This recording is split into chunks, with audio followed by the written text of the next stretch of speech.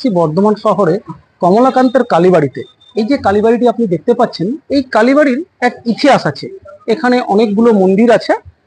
তার মধ্যে মেন ইতিহাস যেটা হলো, সাধক কমলাকান্তকে বা কমলাকান্ত ভট্টাচার্যকে বর্ধমানে মহারাজ তেজচাঁদ উনি এখানে ওনাকে এনেছিলেন এবং এখানে এনে এই কোটালহাটে 12 কাঠা জমি দান করেছেন এবং সেখানে এসে তাকে সভাপণ্ডিত করেছেন এবং সভাপণ্ডিত করার পর উনি শিষ্যত্বও গ্রহণ করেছেন। এবারে এসে আমরা কালী মূর্তিটা দেখব।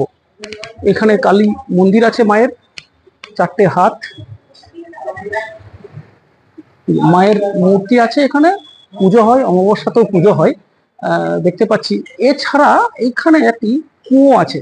এই কুয়োটা নিয়ে একটা ইতিহাস আছে। কুয়োর ইতিহাস হলো, যখন কমলাকান্ত ভট্টাচার্য মারা গেছিলেন, মারা যাওয়ার মতো হয়েছিলেন, তখন নাকি মনে করা হতো ওনাকে গঙ্গার কাছে নিয়ে যাওয়ার কথা হয়েছিল, মহারাজা চেষ্টা করেছিলেন কিন্তু তিনি যাননি। মনে করা হয় এই কুয়োটিতে নাকি গঙ্গা নিচ দিয়ে এসেছিল। অর্থাৎ এই কুয়ো এবং এই মন্দিরের অনেকটা ইতিহাস আছে। এখানে ভোগ ঘর, এখানে যিনি সেবায়িত আছেন ওনার কাছ থেকে জেনে নেবো এর ইতিহাসটা। একটু বলবেন কুয়োর ইতিহাসটা? আগে অন্তর্জলি যাত্রা হতো। আচ্ছা।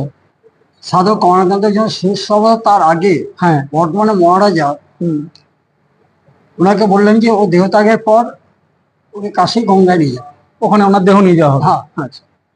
তখন সাধক তো ভাবে থাকে, ওরা আমি মাকে যে কোথায় যাবো না, আচ্ছা। ওরা গঙ্গা আমার কাছে আসবে। আচ্ছা।